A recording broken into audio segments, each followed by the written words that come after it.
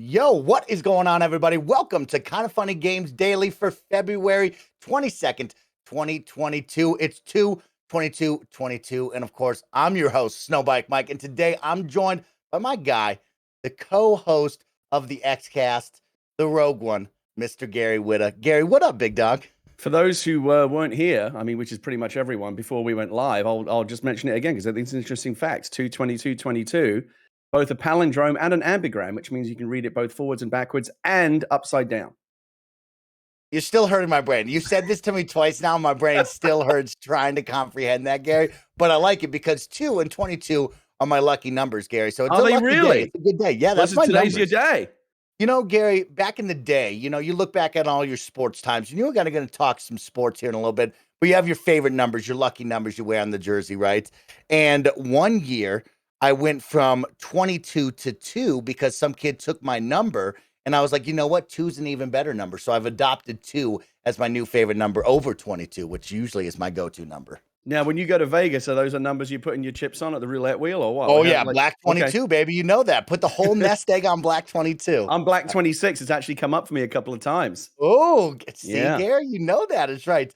Gary, if we were to put you out on the pitch, okay, the field, the world's most beautiful game, what number are you rocking?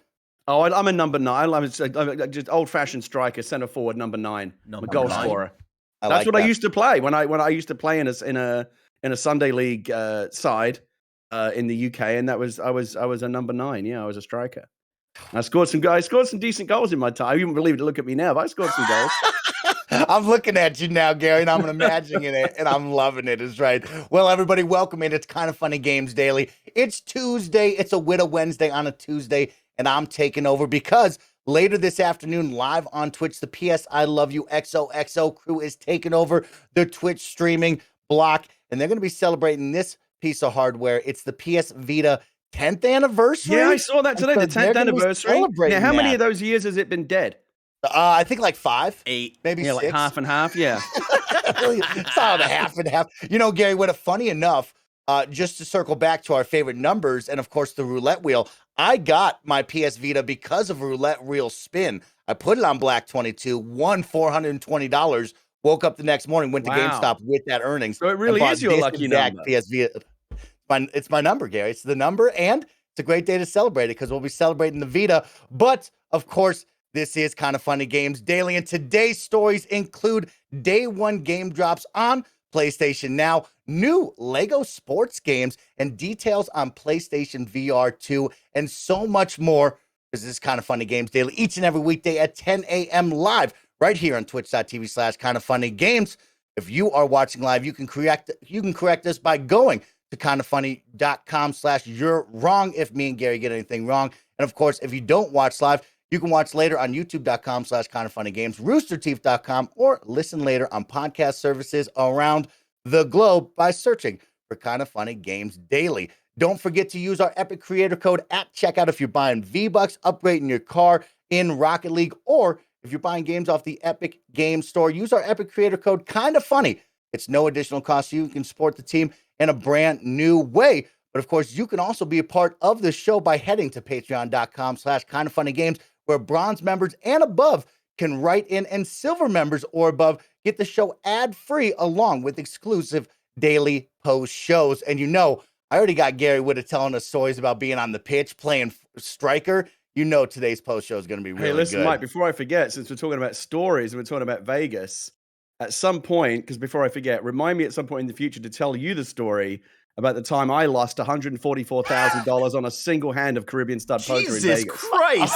Okay, I'm going to ask you about that, Gary. Write it down. One of my 2 gaming dads with all the best stories. But we'd like to thank our Patreon producers for the month of February. Shout out to Gordon McGuire, James Davis at James Davis Makes, Pranksky, Manny the Bagel Boy Sanchez, and Blackjack. Today, we're brought to you by Purple Mattress and DoorDash, but we'll tell you all about that a little bit later.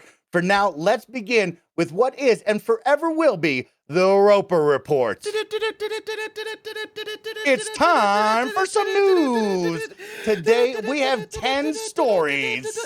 Baker's dozen. And that's a lot of stories. We'll see if we get into all of them, but we got the hot ones right off the bat. And the hottest one is something that me and Gary are really going to connect with, and that is Lego sports games are on the way. This is from VGC by Andy Robinson. This is what you need to know. Lego is partnering with 2K for a new line of Lego sports games. VGC understands. The publisher has signed a new multi-game partnership with Lego.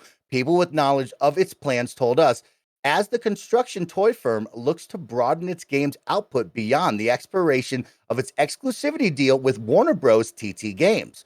2K Lego Sports line will kick off with a football/soccer for you American fans out there game developed by Sumo Digital, VGC understands.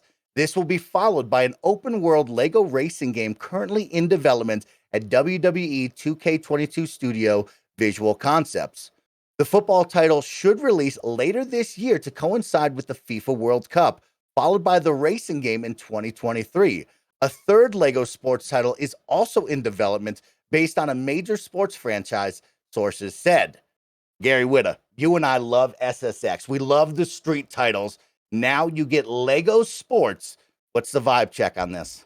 I'm excited. I think this is, obviously we'll wait to see what the games are like, but on paper, it sounds like this is very positive news. I like Lego. I like Lego games. I like sports games, depending on the sport and how it's handled. I like everything, but I like a good sports game, and it feels like this could be a good combination. Like right away, the wheels start turning in terms of all the fun you can have. Like it's not going to be too serious, right? I like sports games that are fun and arcadey, and these are not going to be deep dive like simulation sports games. These are going to be fun games to play with the family, to play with the kids. I can already imagine like some of the crazy stuff you'll be able to do by bringing, the rules of Lego, where basically anything can happen, to sports. So between this and Mario Strikers, I think we're gonna have a lot of fun on the soccer field this year, right? Gary, it. The World Cup. I doubt it will be like the official World Cup license or anything, but it makes sense to launch it during the World Cup. I'm excited. I think we don't know anything about it yet. The open world racer excites me less. It could still be good. Okay. But I think both in principle could be have the potential to be really, really fun. And if they are, the sky's the limit with other sports they could do. So I'm optimistic. Gary, I'm optimistic too, and I'm actually more excited about all of this. I want to touch on the racing one really quick, which we'll get into a little bit later. I don't know if you remember, the N64 had a dope Lego kart racer where you used to be able to build your Lego racing carts. And I remember back in the day, that was at the height of me playing with Legos, and then of course the Lego game there, and it was a lot of fun. So the open world racing game has my attention, but right now it's all about the soccer game. And Gary, it's funny because you brought up Strikers, right? We're gonna have a summer filled with this fun arcadey soccer. I'm a little worried that it's gonna come out after Strikers and lose kind of the hype, but I think either way, I'm looking forward to an. I know. I get the impression that the team developing the Lego game, when that Strikers reveal dropped at Direct, they were probably like, "Oh, that's just what we needed," But at the same time, they'll be able to take a look at it, and maybe they'll obviously be late in development at that time, but maybe they'll get some little tips or things that they can tweak based on what Strikers does. So there's going to be some great options for us on the arcade soccer front. I guess the only thing I'm slightly disappointed by is I would love to have heard the word or the words Traveler's Tales in the mix here, because we know that they when you think of like Lego games, that's the development. They've done such a great job over the years. They understand like the spirit of fun of Lego and how to kind of graft Lego onto existing concepts, like whether it be Star Wars or Harry Potter or whatever it is. They just always bring the fun, and those games are just so well designed and so much fun, especially when I don't know if you've ever played much of these, Mike, but especially when you play with a friend in co-op, those Lego games, like the puzzle solving and the combat, they're just endlessly really, really fun. So I would have been interested to see what Traveler's Tales could have done, bringing that skill set to the sports genre. But I'm still excited.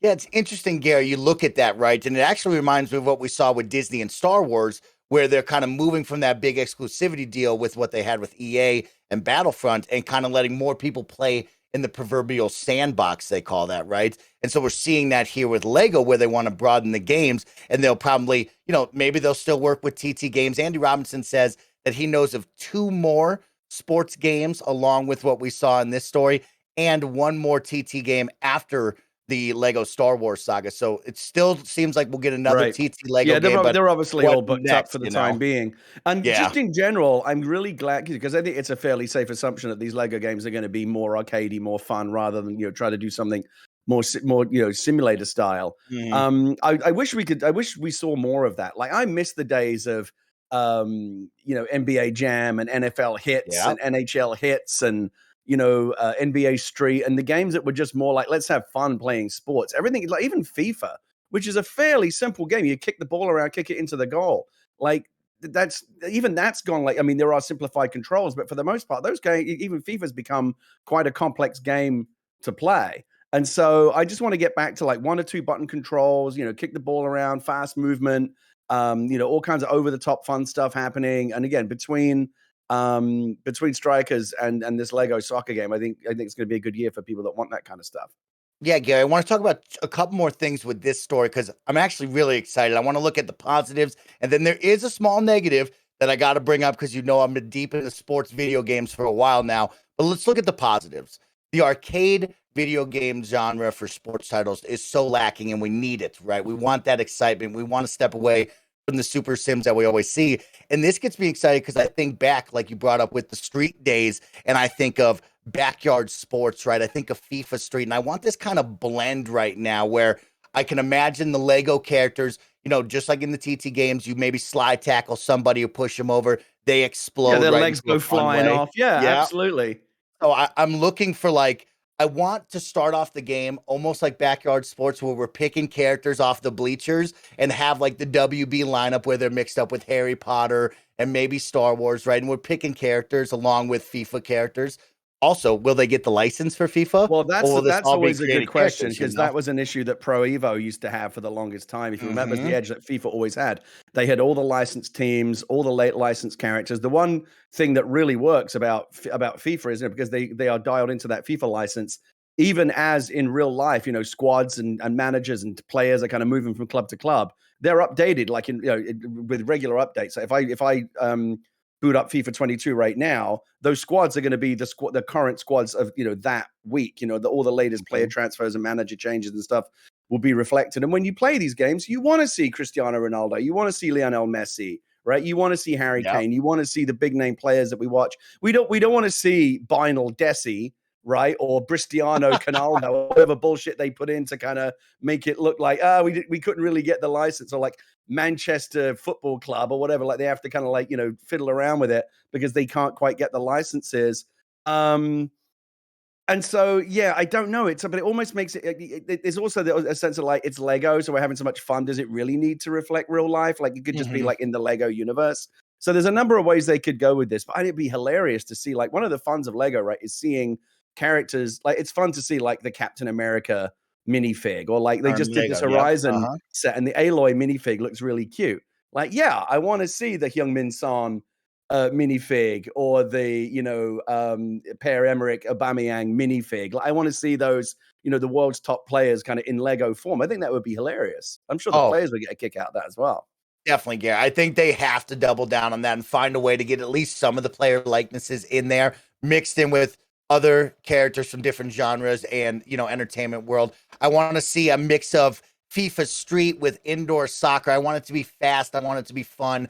I want it to be rewarding and also not punishing, right? I don't want to go into deep FIFA sims at all. I want this to be a true arcade game, which I think it will be. So really, really exciting stuff. Also on the Lego Racer, really quick, Gary, I'm thinking about it now. I want to see like the open world, like a Simpsons hit and run mixed with like a crazy taxi where there's ramps and you can drive through buildings and stuff like that. I really do look forward to this Lego Racer. When you say open world, it could mean any number of things. I mean, so many races are open. Like open world is now the thing, right? Horizon, Forza, Burnout Paradise, like all the big, Need for Speed, they all went open world. And I don't know, I actually kind of miss the old days of like just when you start the game, you're at the start line. I don't love these games these days where you have to commute to get to the fucking race. Yeah. It's like, oh yeah, let's do the next race. It's like a 20-minute drive over there. Like, just let me fucking race. Like, I don't want everything to always be an open world. And so I wouldn't mind if they kind of, brought it back to basics a little bit. I think it's why Mario Kart is still so popular. Sometimes people just want to be at the starting line and race. They don't want to explore a massive map, like looking for things to do. I actually found Forza Horizon kind of overwhelming in that regard. There were so many things to do that I actually found it kind of off-putting. It's almost like that when you're scrolling through Netflix and there's so many choices, you can't just pick one thing to do. I think there is such a thing as like too much choice or being overwhelmed with activities to do. And I wouldn't mind like a little bit of a simplification. So, but again, as you said, there's the Crazy Taxi way to do open world as well, right? Which I love the Crazy Taxi games. There's any number of ways they could go with it. I look forward to that. And most importantly, I want to be able to build the cart/car. So I hope that's a big facet of it, putting on wacky different pieces to make it look weird or make it look really cool. I want to see that. Two more before we get into the negative really quick is the third Lego game. And Andy Robinson also says that there's a fourth one, right? What are the next two sports titles you anticipate from this partnership? What would you put your money on, Gary? Are you asking me what I think we'll see or what I would like to see? Let's start off with what you would like and then what you think you'll see. Football's tough. American style football's tough because that I think is very difficult to do without the NFL license. Which they could league football I've played not as good as the NFL. They could maybe go and get. I don't know. But I think football's tough. I could see. I think basketball could be fun. I think hockey could be really fun, right? Because again, those big hits. I can imagine like smashing like a Lego minifig like into the glass, and again he shatters into pieces and stuff. Zamboni comes and like sweeps him up. Like, you can have all kinds of fun with hockey, baseball. I mean, all the major ones. I think you could totally see how you could give it the Lego treatment for sure. I want to see rugby and handball. Gary, when I'm going to go outside the box, I'm going to go with some crazy Olympic sports that I watch and I go, I like this and I want to know more about it. But yeah, I don't know. Basketball to me just never felt right besides NBA Street, and nobody's really captured that when we go into these arcadey games. Like NBA Jam, like in its day. Well, NBA Jam, but I'm talking about new age, right? I'm talking about NBA playgrounds they created, and it wasn't just wasn't there. It was missing that kind of fun. I think of Mario 3-on-3 basketball. While that was good and all, it just wasn't great like the GOATs right before that of the arcade genre. So you could also go extreme, Mike. You could also do like Lego snowboarding. You do Lego SSX. You could go in that direction. I like that. I think hockey's a fun one, Gary, which I really like. Football, you get kind of into the NFL blitz territory, which maybe putting Lego on it avoids that kind of like, hey, we're not really promoting CTEs and like hurting people in football anymore. So maybe you can avoid that situation. But and also, it will be interesting to see. I mean, there's obviously a lot of money. The EA makes a lot of money in the Madden franchise, but if you want a game that's going to have global appeal, you need to simulate a sport that's going to have global appeal. In the same way, I very much doubt they do Lego cricket because no one in America is going to care. I very much doubt they would do Lego American football because no one outside of America is going to care. So you want those sports that have some kind of global recognition or global interest. Soccer, obviously. Makes sense. The most popular game in the world, checks all the boxes in every country in the world. So it makes sense that they would start there. Now let's go really quick to the negative, or at least my worry, and that is partnering up with 2K, Gary. I like 2K. I think they make a great sports title in NBA 2K, but the microtransactions really bring a big bummer and a gray cloud over to my gaming experience whenever I jump on these 2K titles. And that even goes to NBA Playgrounds. I think they did a lot with the microtransactions and a card-based loot box system that I really didn't like. And my worry here is, even if it's geared towards a kid's game, right? What is going to happen here with these microtransactions? I really hope they're not as bad because 2K is awful, Gary. It's awful. I think you raised a good point. Microtransactions are still, this kind of parasitic influence on our gaming culture, and we don't like them. We've made it very clear that we don't like them, and I think we have kind of held the line a little bit and prevented them from getting completely out of control. But they are still very, very ever present. FIFA Ultimate Team's not going anywhere. They make a fortune on that, even though I think it's very disturbing the way that operates. And your point is well taken, Mike, because I think especially when you've got something like Lego, which is very much for kids, right? You have to get away from anything that feels like gambling or, just go take some money out of your parents' pocket. They're not caring. Go raid your mama's purse and get another booster pack or whatever. Like you got it. I like to think that they will have the good sense to stay away from that. I'm not optimistic because they know these big companies never make the right call. But since you mentioned 2K, what we in other sports, you know what? You know, one of the other licenses that 2K holds right now is the PGA Tour. What about PGA Tour? Yeah. What about some Lego Golf? Lego Golf, maybe. I think you got to have No, a you're little not more. excited about that? It'd be hilarious. I think I need a little more energy, a little bit more movement. I saw someone put in the chat dodgeball, which I think is a fun one. But I think that'd be fun. When I think of sports games and arcadey ones at that, I'm looking for a little more movement on the visuals instead of just golf. That is, it's Mario Golf. I know, but you know that the Lego treatment of that would be fun, like Mario added. It would be cute. Here's what I want to do, and this is Mario Golf already did something similar. But like once we hit the balls, I want to all jump into our golf carts and have like a race. And like almost like road rash to the next hole and stuff like that. You could find ways to make it really silly and fun. Well, a really exciting one. I'll put it that. I have some negatives. I have some worries about microtransactions, but it is exciting to see 2K branch out and make some fun arcadey sports titles here coming up with Lego. I think that's an awesome partnership. It will be fun, like you said, to not only see this, but what happens with TT Games and what is that partnership moving forward? Who else gets involved with the Lego titles? But Lego Sports seems like a great idea. And for us to get one later this year to coincide with the FIFA World Cup, awesome stuff. Can't wait to see how that plays out. Let me know in the comments down below if you're watching over on YouTube, what Lego Sports title would you like to see? And are you excited? But Gary, let's move on to story number 2. Shadow Warrior 3 dropping day 1 on PlayStation Now on March 1st. This comes from the PlayStation blog. It reads, the katanas are sharpened and the dragon hunt is about to begin. I'm Bartek, the lead producer on Shadow Warrior 3, and our team here at Flying Wild Hog are excited to give you all a fresh look at our game before it launches on March 1st. Stay tuned though, because this post is getting a few updates throughout the day. Hold on, boys. Videos. Give me a second. Y'all sounding like weird robots. Okay. Sounds good to me. No, yeah, it's definitely He's having it on his side. Yeah.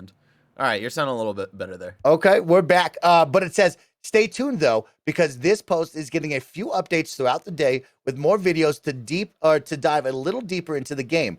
Oh, and one more thing. Shadow Warrior 3 will be a PlayStation Now title at launch. So if you're interested in Shadow Warrior 3, I tell you, go check out the blog post, go watch all the videos, get ready for a fun game coming your way. But Gary, you and I, we host alongside Paris Lilly, the KindaFunny Xcast. We talk about Game Pass all the time. Some people call us cheerleaders, but now we get to see on the opposite side, PlayStation getting a day 1, day and date drop on PlayStation Now. What do you think about that on the opposite side? Yeah, I don't have PS Now. I have a PS Plus subscription, and I'm still sometimes confused about the difference between the two. And I think that's what Sony's trying to clear up by hopefully replacing them both with this better offering, the Spartacus thing, whatever that, which is hopefully closer to Game Pass. But yeah, I mean, anytime one of these games drops into one of these services, it's good for people that have those.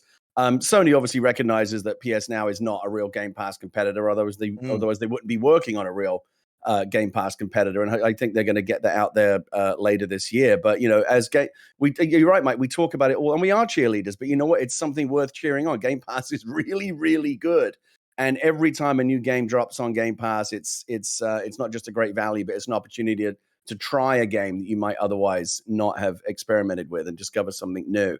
So I'm all for it. I can't wait for that to expand. I can't wait for PlayStation gamers to have the full Game Pass experience, which is why I hope Spartacus is going to be. I really hope it's as good as Game Pass because we'll all benefit. But in the meantime, yeah, Shadow Warrior is not.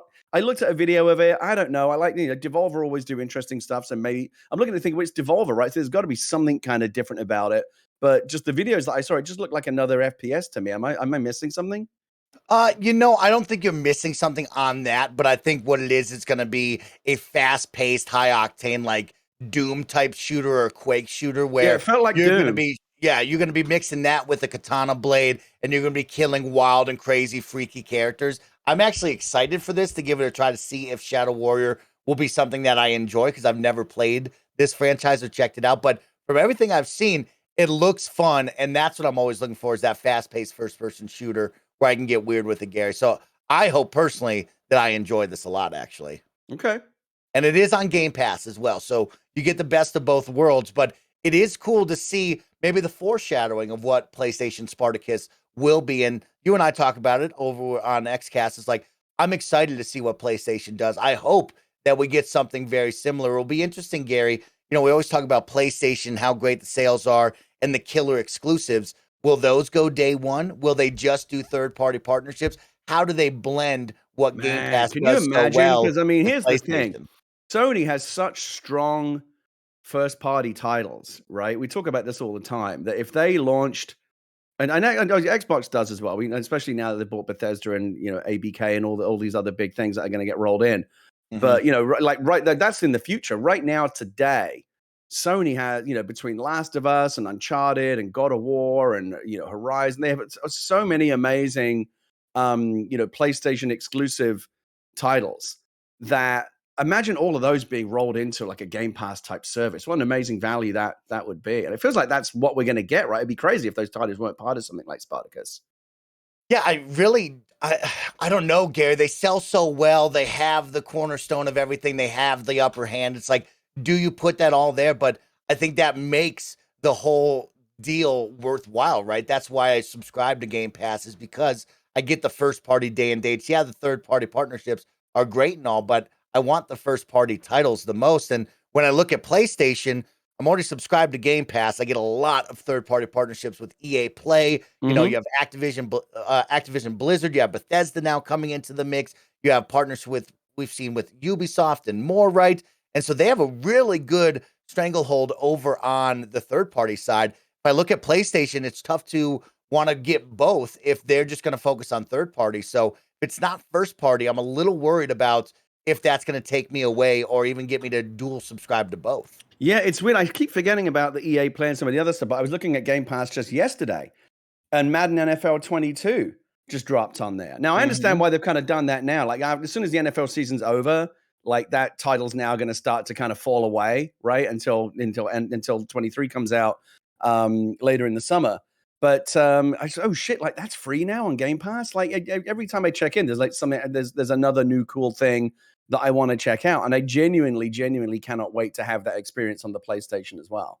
Yeah, I mean, I hope so. And I would love to see first party titles go with Spartacus. I'm interested to see the price as well, Gary. Where do you think they'll net out? $15, $20? What do you think they'll do? Microsoft have obviously set the benchmark. I think Sony are going to want to, stay in parity or I mean, they could even get really aggressive and try to undercut them. There's a couple of things that Microsoft is still not doing. Remember, Paris raised it on the Xcast last week.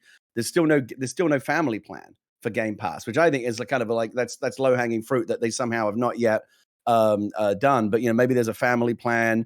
That Nintendo Switch Online family plan is actually really good. The way that they roll in all of the Mario Kart and Animal Crossing DLC and the classic titles, like it's I think right now there's kind of a race going on between Nintendo, and Nintendo's always still kind of just doing its own thing. There's no like Nintendo version of Game Pass or Spartacus, but they're all in this mix, right? And there is this kind of arms race, like how can we win the war in terms of who's providing the best value here? Like right now, Games Pass is a tremendous value, and so Sony knows that they have to come in with something that is as good, both in terms of the value is like how much do I get and how much is it costing me, right? So they're going to want to, if it's less content than Game Pass, I think they're going to have to come in at a lower price. If you can look at the Spartacus offering at launch and go, man, that's as good as Game Pass, then I think they could be comparable on price. I think what they want to avoid is if it's in any way perceived as not as good value as Game Pass, that's going to be the narrative when they launch, and they're going to want to avoid that. Yeah, I agree, Gary. I think they'll undercut them. I think they'll go less because you and I, when we look at Game Pass, we look at PC Game Pass and we look at Game Pass Ultimate, right? You get that cloud bundled in, you get the PC offering as well with Ultimate. And so I think they're going to come in, they'll probably match at $10. Maybe they go less, but how much less can you go? And also, what's the offering? I don't know until we see it what the offering is going to be, but probably that $10 to $20 range is what we'll see. Maybe they'll try to undercut them, but even when I say it out loud, that's a low number, Gary, to try to get underneath that. That's really low. So yeah, we'll see. I mean, don't forget when Game Pass first launched, Game Pass has also got the benefit of having grown its library over time. I don't remember specifically, but I'm sure if you go back to day one of Game Pass, the library that they launched with was not as extensive or as impressive as it is now. So Spartacus day one, I think it would be unfair to compare day one of Spartacus with where Game Pass is today. And you'll have to factor that in. But maybe that's also a reason for Sony to come in at a lower price. I mean, I'm very interested to see how this all shakes out. It will be fun. This is my first one seeing a day one drop on PS Now. You know, you and I don't cover PlayStation all the time, so I'm sure somebody in You're Wrong will correct me on other games, but it is exciting to see where we're trending with Sony and what we'll see with more third-party partnerships if those will drop day one on PlayStation Now. But you have your first one that I know of coming your way March 1st with Shadow Warrior 3, so get excited for that. But here's something for you to get excited about. Remember, if you support us over on Patreon, you can get ad-free viewing of Kinda Funny Games daily each and every day. But of course, if you're not on Patreon, that means you got to watch this block of ads. So take it away, Greg or Tim. I don't care how soft or firm your mattress topper is. I don't even care how heavy your blanket is. There's only one thing you need to get a good night's sleep, and that's a good mattress. Get the only thing you truly need for a great night's sleep, a Purple mattress. Only Purple mattresses have the Gel Flex Grid. It's a super stretchy, ultra squishy material that adapts and flexes around pressure points and doesn't retain heat. It's amazingly supportive and cushioning in all the right places, no matter how you sleep. How do I know so much about it? Well, of course, you've known for years Joey's used a Purple mattress. You know Tim uses the Purple pillow, and now the future class of video games, Blessing Adeoye Jr. is sleeping on a Purple mattress, and he tells me all the time it keeps him cool, comfortable, and gives him a great night's sleep. Getting a great night's sleep starts with having a great mattress. Get a Purple mattress. Go to purple.com/kindafunny and use the code kindafunny. For a limited time, you can get 10% off any order of $200 or more. That's purple.com/kindafunny, code kindafunny for 10% off your order of $200 or more. That's purple.com/kindafunny, promo code kindafunny. Terms apply. Your to-do list is absolutely bonkers between those meetings, errands, chores, and making sure you get some you time too. So make sure you get a little time to yourself with some help from DoorDash. DoorDash brings you what you want to eat right now, right to your door. Desperately craving late night snacks? Or have you forgot one key ingredient for dinner? Or maybe you just want to stock up for the week? Well, DoorDash has it all in one app. How do I know so much about DoorDash? Well, I'm Greg Miller and I use DoorDash way too much. If you were watching the Kinda Funny podcast when we were talking about a whole bunch of different stuff, Nick mentioned the ice cream place he really liked, and I said, where is there one around me? And I said, yes, there is, and I ordered from it and I had it on the post show. I was eating ice cream on the post show, giving you a review of the ice cream, all because of DoorDash. For a limited time, our listeners can get 25% off and zero delivery fees on their first order of $15 or more when you download the DoorDash app and enter the code KindaFunny. That's 25% off, up to a $10 value, and zero delivery fees in your first order when you download the DoorDash app in the App Store and enter the code KindaFunny. Don't forget that's code KindaFunny for 25% off your first order with DoorDash. Subject to change. Terms apply. And we're back. Gary Whitta. We're talking about PlayStation. Let's keep the talk about PlayStation because we got our first look at the PlayStation VR 2 headset. We got an in-depth dive on the look and some of the nice features coming from it. So I got a nice little long blog post you and I are going to read through. And then we're going to talk about the form, the factor, and what you like and don't like about the PSVR 2 coming your way very, very soon. So this is from the PlayStation blog. Hideki Nishino, Senior Vice President and Platform Experience, wrote, "Today I'm especially pleased to reveal the stunning new design of our next generation VR headset, PlayStation VR 2, together with an updated and final design image of our PlayStation VR 2 Sense controller. You'll notice the PSVR 2 headset has a similar shape as the PSVR 2 Sense controller, taking on a matching orb look. The circular orb shape represents the 360-degree view that players will feel when they enter the virtual reality world, so this shape captures it nicely. The design of the PSVR 2 headset was also inspired by the look of the PS5 family of products. When our design team created the PS5 console, they also had the next generation VR headset in mind, so you'll notice some similarities in the look and feel. Our goal is to create a headset that will not only become an attractive part of your living room decor, but will also keep you immersed in your game world to the point where you almost forget you are using a headset or controller. That's why we paid very close attention to the ergonomics of the headset and conducted extensive testing to ensure a comfortable feel for a variety of head sizes. We already had a lot of positive feedback on ergonomics of the first PSVR headset by carefully balancing the headset weight and having a simple headband that can be adjustable. So we kept the same concept for the PSVR 2 headset. Other features, such as the headset's adjustable scope that places the scope area closer or further away from the face, or placement of the stereo headphone jack, also remain the same, so players will be familiar with it. For the PSVR 2 headset, we took comfort a few steps further by adding new features such as lens adjustment dial, so users have the additional option to match the lens distance between their eyes to optimize their view.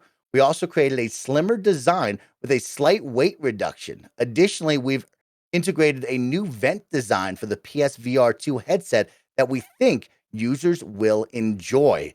Gary, Barrett will bring up that photo once again so we can take a look. What do you think about the design of the PlayStation VR 2 headset? I like it a lot. I'm very optimistic about PSVR 2. I will get one. I'm a VR fan. Yes. I think that the evolution of VR has progressed slightly slower than I would have liked or hoped. I think we're still, trying to get there. But I think Sony is doing great stuff. It's it's going to be the if not the most popular, certainly one of the most popular VR platforms out there. I think it clearly looks like they've corrected a lot of the issues with the first one. I had a PSVR 1, and that, I don't know if you ever hooked one up, but like that spaghetti-like maze of wiring and pass-throughs and cables, it was a mess. They made a big deal out of the fact that they limited it to, now it's just one cable, which is great, right? It'll be far better when we get rid of the cable altogether, but getting it down to one cable is a great, a much needed improvement. I really like the industrial design of it. I think it looks really good. The controllers look great. I've said before, I think the PS5 itself looks silly, but the DualSense controller is a beautiful piece of industrial design. That's the first controller I've ever seen that doesn't look like a toy. Like, it really looks like a cool piece of like futuristic, tech. Tech, yeah. Right? I love the Series X, and the controller is my favorite controller to hold, but it looks like a toy to me. The DualSense controller looks like, it just looks kind of like more grown up and cooler and more sleek. Really beautiful design. And I think that's what we're seeing now with the PSVR 2. The controllers look really, really cool. Yes, yeah. And Sony's going to bring the games.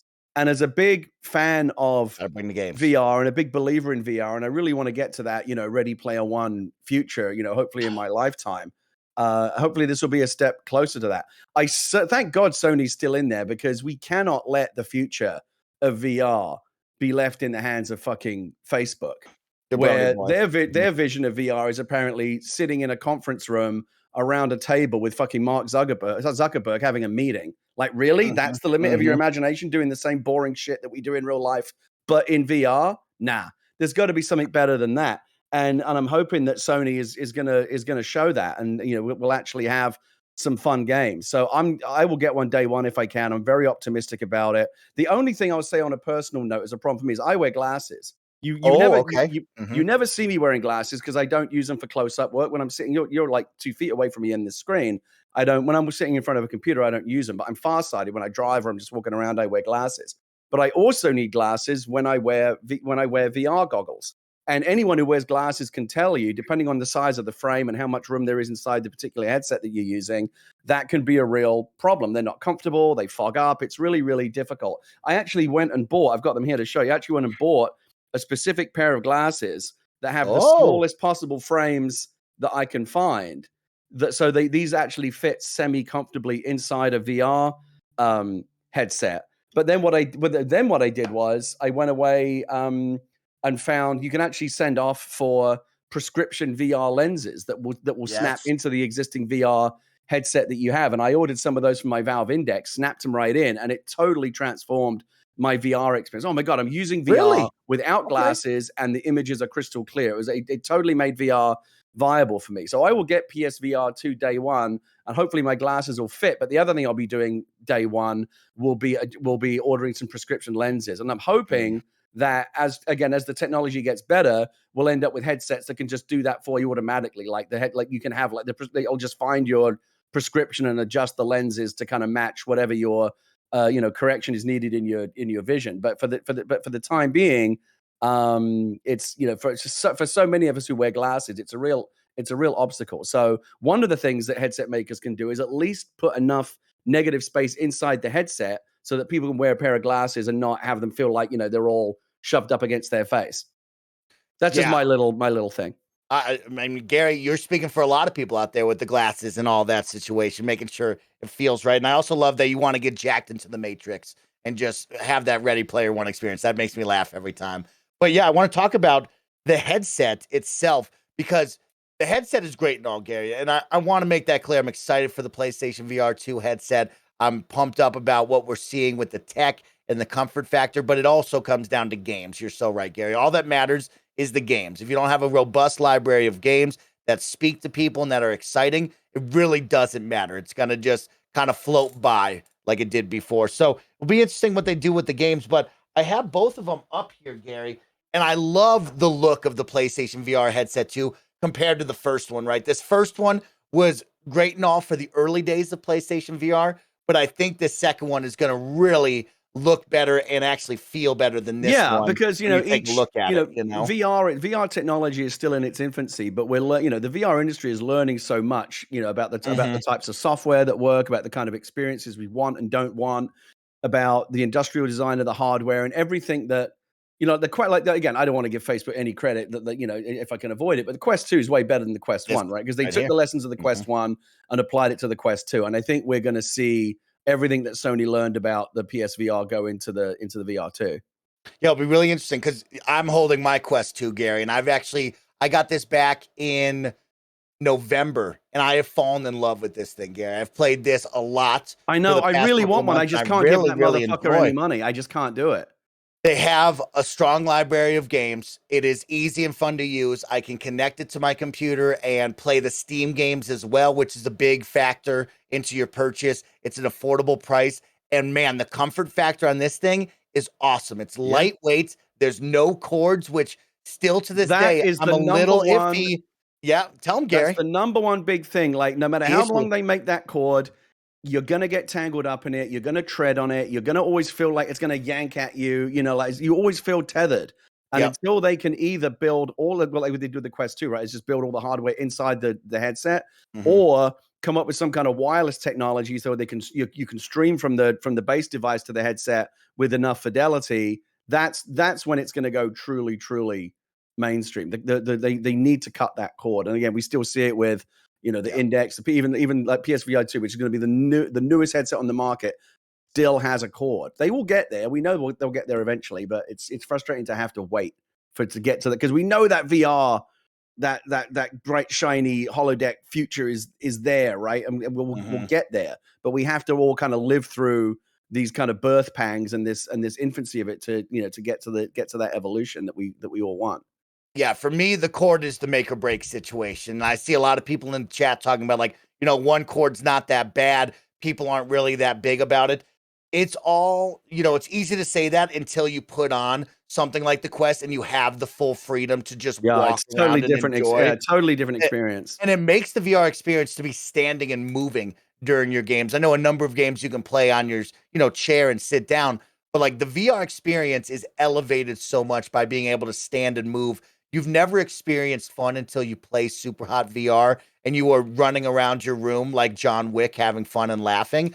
And what I love about that is they also have the outside cameras on this Oculus where you can see if you've gone outside the play zone, it turns on. And it does look like the PSVR has that as well. Thing. That's the other thing, is even without the cable, the thing is, because you feel more liberated, you're more likely to kind of feel like you can move around, but then you're going to end up walking into the coffee table or the door or whatever. Like every day there's another video, right, of some VR fail where somebody like crashes into the wall. And again, the Guardian system or whatever it is that they do that is supposed to kind of protect you from that, it helps, but it doesn't work, because otherwise we wouldn't see people crashing into things all the time. Unless you have like a dedicated, very large VR play space, which most people in their houses don't have, that's going to continue to be an issue as well.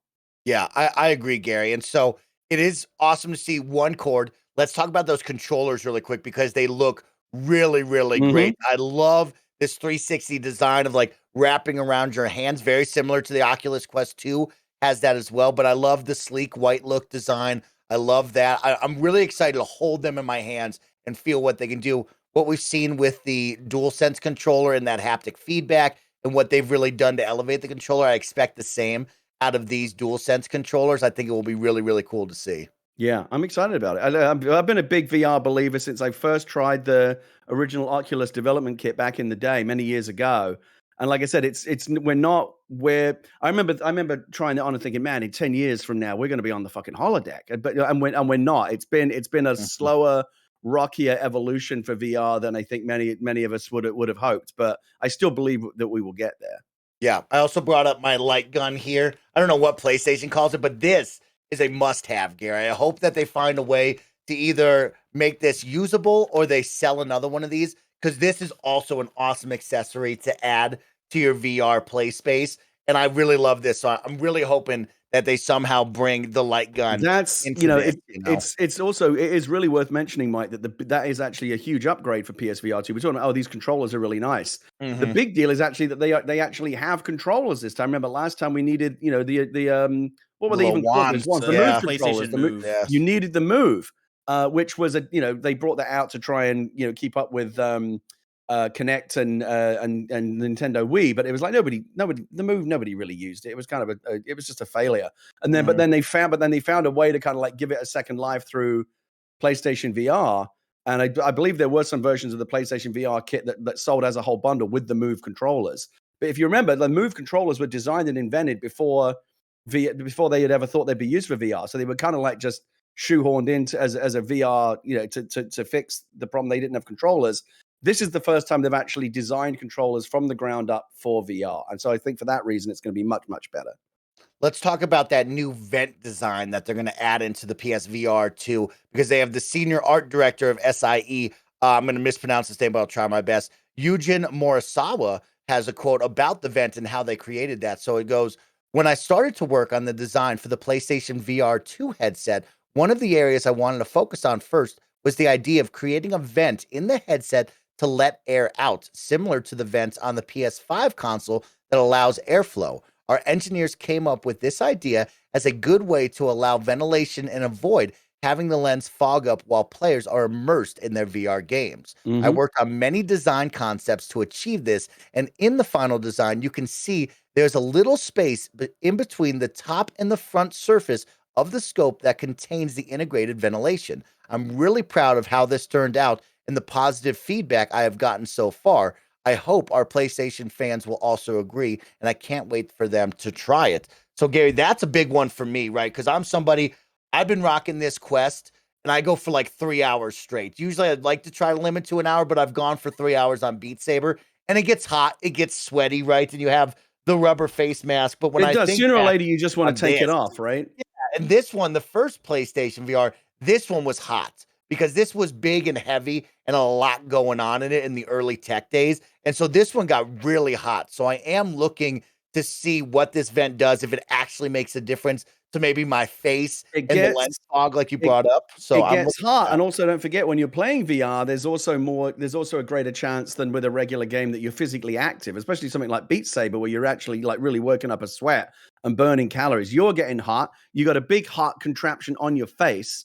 Right. So I wonder if there's a solution where it's not just venting out to keep the thing cool, but almost kind of venting in. So it's almost like having a fan on your face to help keep you cool as well. I don't know if that would be really useful, but that whole whatever the headset is, and I think it's less of a problem with the Quest because it's more lightweight. But every headset that I've used, after a while, you just want to take the thing off because you're very aware of it.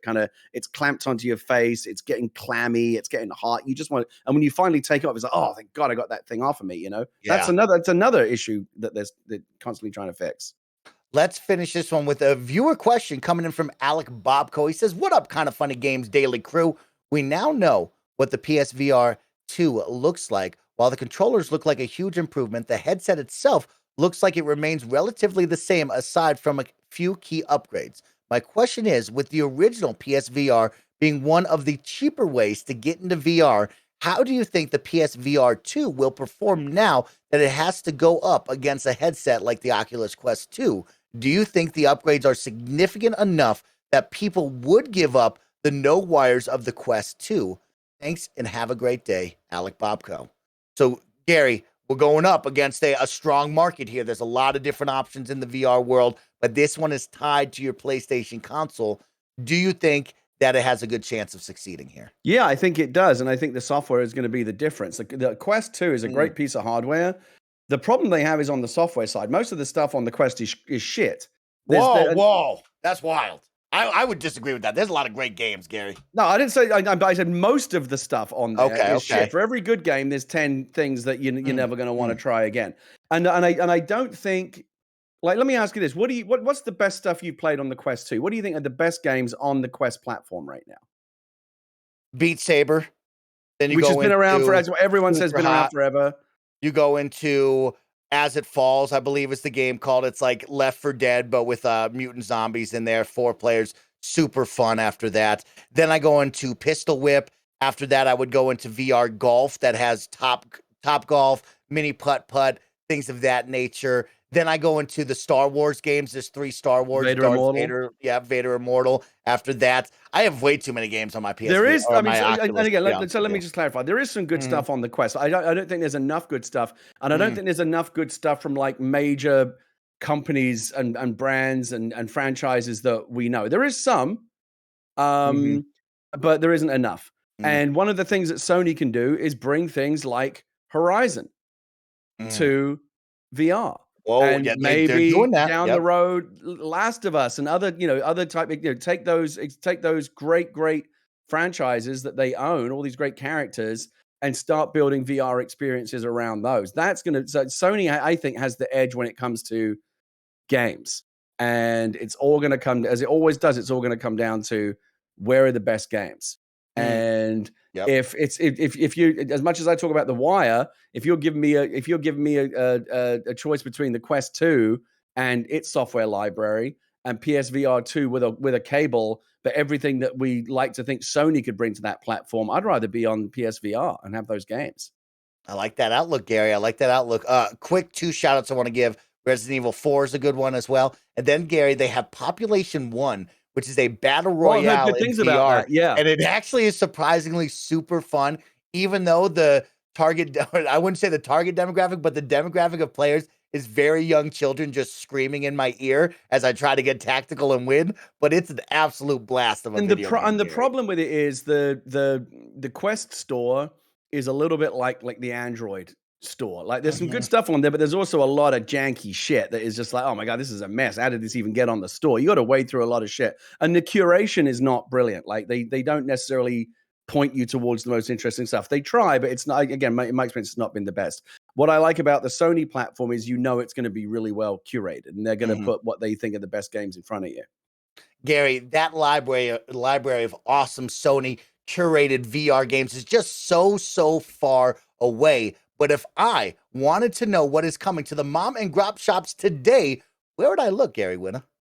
The official list of upcoming software on each and every platform, as listed by the KindaFunny Games Daily show hosts each and every weekday. Yeah, good job, Gary. You knew that one right away. Yeah. Today, Monarch on PlayStation 5, PS4, Switch, and PC. The big one, Destiny 2, The Witch Queen DLC, PS5, PS4, Xbox Series X and S, Xbox One, and PC. Soul Cresta on PlayStation 4, Switch, and PC. Blueprints on PC and Mac. Monster Crown on Xbox One. Tiny Combat Arena on PC. And SCP Pandemic on PC. Those are the games coming your way. Gary Whitta, we have just a little bit of time left, so I'm going to hit you with one final reader mail coming in over from patreon.com/KindaFunnyGames, where you can get your questions read on the show, just like this, from Nate Haas. He wants to know about Xbox memory, Gary, the upgradable memory. He says, I've got an Xbox question for a Widow Wednesday on a Tuesday. Over the weekend, I was playing a game of memory management Tetris / gymnastics, trying to fit a new 120 gigabyte game onto my Series S. I know from being a loyal listener to the Xcast, you guys have been calming voices that additional storage will eventually drop in price. But as someone who paid an obscene amount for the PS Vita memory back in the day, I worried that the day is never going to come.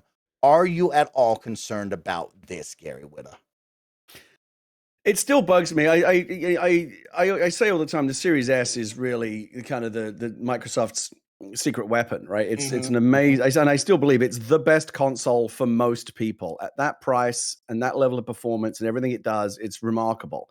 The stumbling block is the SSD size. It's too small. and you're going to run out real fast, especially if you're, putting those big first party or third party, get Call of Duty on there and a couple of other, Halo and Forza, and that's it. That's all you've got, and you are having to juggle. It's a problem.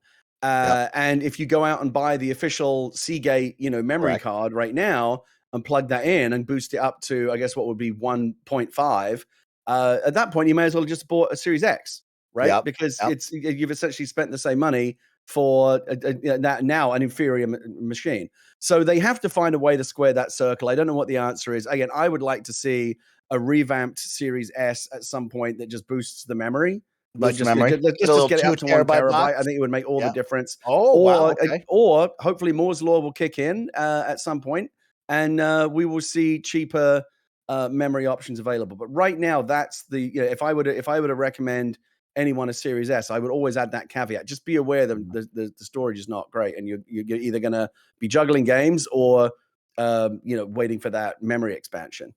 Yeah, so I got a rundown of the things for our good friend Nate to know. Remember, of course, the current pricing and set from the Seagate stored expansion cards goes as such. The 512 gigabyte is $139. The 1 terabyte is $219, and the 2 terabyte card is $399.99. So very expensive stuff there. But we also, on the Kind of Funny Xcast, reported that over at Windows Central, they had word that they will start to expand soon enough away from just Seagate to hopefully give you more options and a better price point. When will that day come? We don't know, but they did report on that recently, saying that there are some other options currently in the works. Will we see that? Hopefully sooner than later for my friend Nate, who does not want to play more memory management Tetris / gymnastics.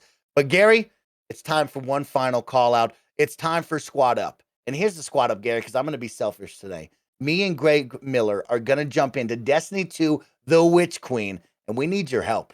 Kind of Funny best friend. So all Guardians out there, hear my call. If you are into Destiny, if you want to help me and Greg recapture the fun, reignite the flame, please reach out to us. Come squad up with us because it's now cross-platform play. We can play anywhere, and I need your help. So come join me and Greg. We're going to be playing after the PS I Love You XOXO takeover, and of course throughout the week. So I'd love you Guardians to come help me and Greg Miller on our quest to get back in to Destiny 2. Our final segment, of course, You're Wrong.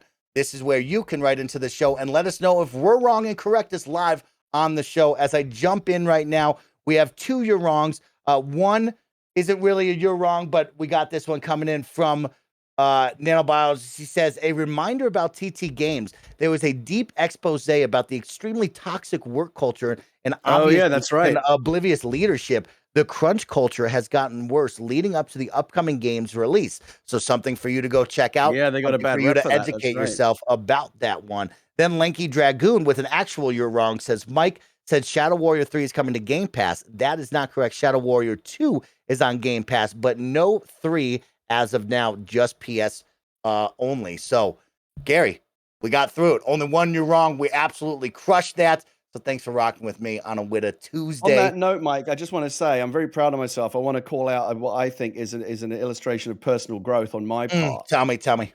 I don't always look at the chat. Sometimes I have the chat window open and I look at it. Other times I don't.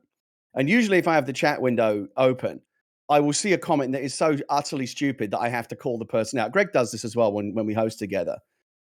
If I don't call something out, it's because I didn't have the chat open, because there's always something that irritates me so much I got to call it out. Yeah. I just want to say, I had the chat open today. There were some phenomenally stupid comments in the chat, like truly idiotic. I honestly felt dumber for having read them, but I didn't call any of them out. I'm merely acknowledging just the general stupidity. I didn't call anyone out particularly. I think that's a big step forward for no me one personally. specific, but just in general. Exactly. Chat. And I'll move from that to not even mentioning it at all. But this is like my transitional step towards that.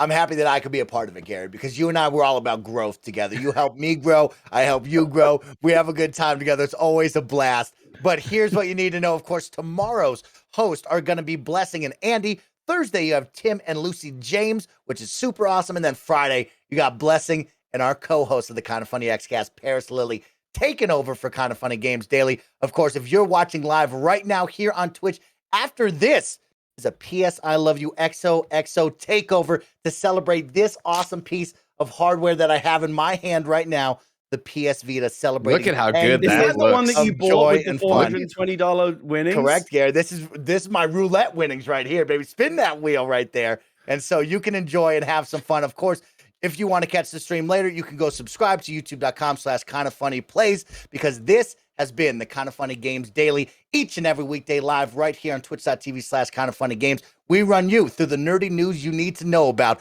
We have a Patreon post show for those who are subscribed at the silver level of patreon.com/KindaFunnyGames. So stick around for that. Otherwise, until then, be good to one another. Play some video games. Make somebody smile today. Peace.